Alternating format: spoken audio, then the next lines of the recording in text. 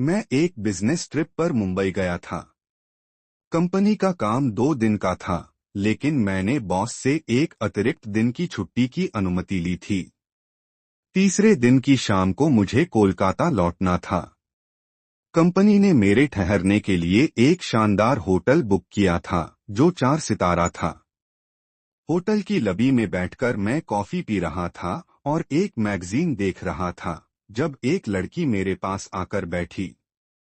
वह कुछ परेशान लग रही थी। मैंने धीरे से उससे पूछा, क्या सब ठीक है? उसने थोड़ी देर बाद कहा, कुछ नहीं, बस थोड़ा मूड खराब है। मैंने फिर कहा, तुम थोड़ा आराम करो, कॉफी पीकर मन हल्का हो सकता है। थोड़ी देर में उसने मेरी बात मानी और मुस्कुराकर कॉफी का कप लिया।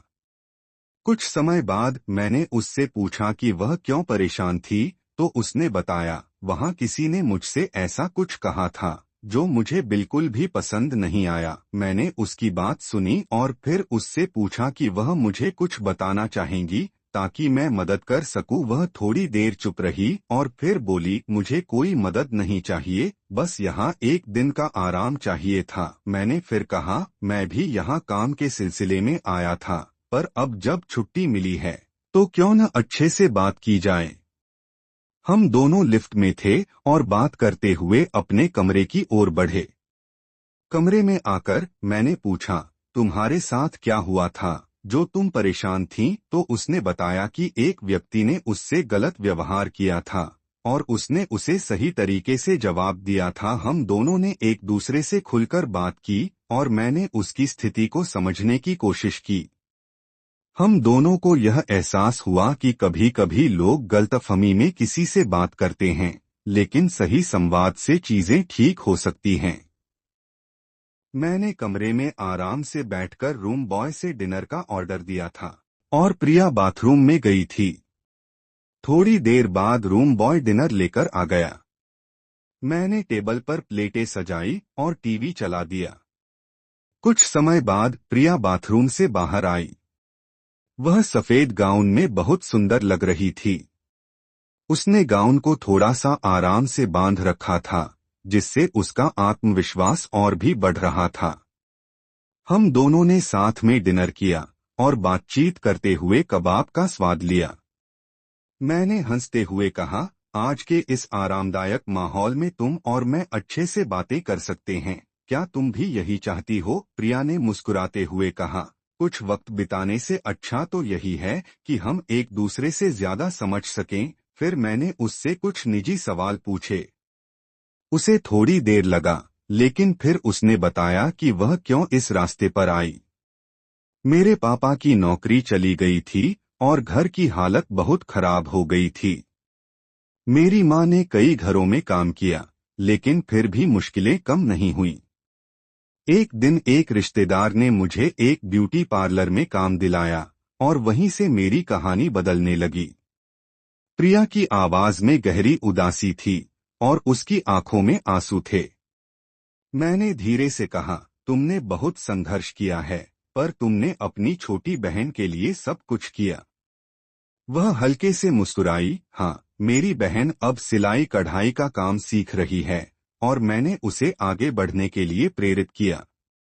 यह सब मैं उसके लिए करती हूँ ताकि वह एक अच्छा भविष्य बना सके। मैंने उसकी बातों को सुना और महसूस किया कि हम सभी कभी न किसी वजह से कठिन परिस्थितियों में होते हैं। वह अब अपने जीवन को सुधारने की कोशिश कर रही थी और मैं यह समझने लगा था कि हर किसी का संघर्ष अलग होता है। तुमने जो रास्ता चुना वह आसान नहीं था, लेकिन तुमने अपने परिवार के लिए एक नई दिशा बनाई। मैं सच में तुम्हारे संघर्ष और समर्पण की कदर करता हूँ, मैंने कहा। उसने मुझे धन्यवाद कहा और हम दोनों कुछ देर तक चुप रहे। फिर उसने कहा, आज की रात बेशक हमने बहुत बातें की, लेकिन मुझे लगा कि आप समझते हैं कि मेरे जैसे लोगों को क्या जूझना पड़ता है। हम दोनों ने एक दूसरे की स्थिति को समझा और एक नए दृष्टिकोण से जीवन को देखा। हमारी बातचीत एक नए एहसास से भरी हुई थी, जिसमें हम दोनों ने अपने अपने संघर्षों को साझा किया था। मैंने कभी नहीं सोचा था कि मुझे इस तरह की जिंदगी जीनी पड़ेगी, प्रिया ने धीरे से कहा। लेकिन मैं जानती थी कि अगर मुझे अपनी स्थिति बदलनी है तो मुझे खुद को और अपनी जिंदगी को बेहतर बनाने की जरूरत है। प्रिया ने बताया कि कैसे उसने पहले पार्लर में काम किया था, लेकिन वहां पुलिस की रेड का डर हमेशा बना रहता था। इसलिए उसने होटल्स में काम करना शुरू किया।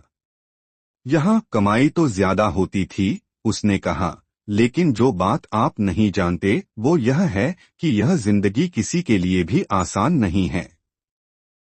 हम दोनों बातों में मशगूल हो गए थे। आधी रात तक हम दोनों ने अपनी जिंदगी की कड़वी सच्चाइयों को साझा किया। तब प्रिया ने कहा, मुझे अब सोने की जरूरत है। अगर आपको कुछ करना हो तो कर लीजिए। मैंने तुरंत कहा, तुम दूसरे बेड पर आराम करो, और हाँ, पहले कपड़े पहन लो। बाकी बातें हम बाद में करेंगे। प्रिया थोड़ी असहज सी दिखी। वह गाउन को ढंग से लपेटते हुए बाथरूम की तरफ बढ़ी। कुछ समय बाद वह कपड़े पहनकर आई और मेरे माथे पर हल्का सा किस करते हुए बोली, गुड नाइट। फिर वह अपने बेड पर जाकर सो गई। सुबह जब मेरी नींद खुली तो देखा कि प्रिया सोफे पर बैठी अखबार पढ़ रही थी। उसने मुझे देखकर कहा, गुड मॉर्निंग सर, आप फ्रेश हो जाएं या पहले चाय लाऊं? मैंने कहा, पहले चाय बना दो, मुझे बैड टी की आदत है। और हाँ, तुम शाम 5 बजे तक फ्री हो सर, मुझे आप और शर्मिंदा ना करें, प्रिया ने हल्के से मुस्कुराते हुए कहा। मैं फ्री नहीं भी हूँ तो भी आपके साथ रहूंगी। बस मैं अपनी बहन को फोन कर लूंगी कि मैं दिन में नहीं आ सकती। फिर प्रिया ने अपनी बहन को फोन किया और मैंने बाथरूम का रुख किया। जाते जाते मैंने उसे कहा, नाश्ता भी रूम में मंगा लेना। नाश्ता करने के बाद मैंने प्रिया से कहा, मैंने कभी एलिफेंटा की गुफाएं नहीं देखी, क्या तुम मेरा साथ दोगी? बेशक, उसने कहा। हम दोनों एलिफेंटा गए और करीब 2 घंटे वहां रहे। लौटते वक्त मैंने उसे अपना कार्ड दिया और कहा, तुम मुझसे संपर्क में रहना। मैं जिस एनजीओ से जुड़ा हूं वहां से तुम्हारी मदद करने की कोशिश करूंगा। प्रिया ने अपने गले में एक हल्का सा दुख महसूस करते हुए कहा, मुझे तो सिर्फ आपका धन्यवाद करने के अलावा कुछ नहीं है। हम होटल लौटे और लंच किया। इसके बाद मैंने होटल से चेकआउट किया और एयरपोर्ट के लिए टैक्सी बुलाई। जब हम एयरपोर्ट पहुंचे तो मैंने कहा, प्रिया, मुझे तुम्हें और पैसे देने हैं। तभी प्रिया ने टैक्सी का दरवाजा खोलते हुए कहा, थोड़ी दूर तक मुझे लिफ्ट नहीं देंगे? मैं चौंका, क्यों? तुम एयरपोर्ट क्यों जा रही हो? वह मुस्कुराई और कहा, मैं एयर ट्रेवल नहीं कर सकती। और हाँ, आगे से मुझे मेरे असली नाम से पुकारेंगे, पायल। थोड़ी देर बाद हम एयरपोर्ट में थे।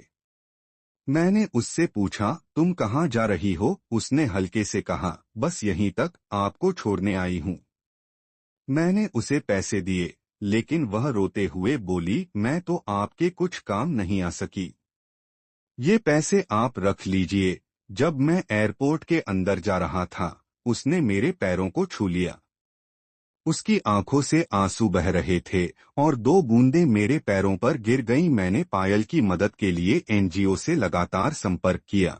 6 महीने बाद मुझे पता चला कि उसे कुछ पैसे मिले हैं और उसने बैंक से कम ब्याज पर कर्ज लिया है।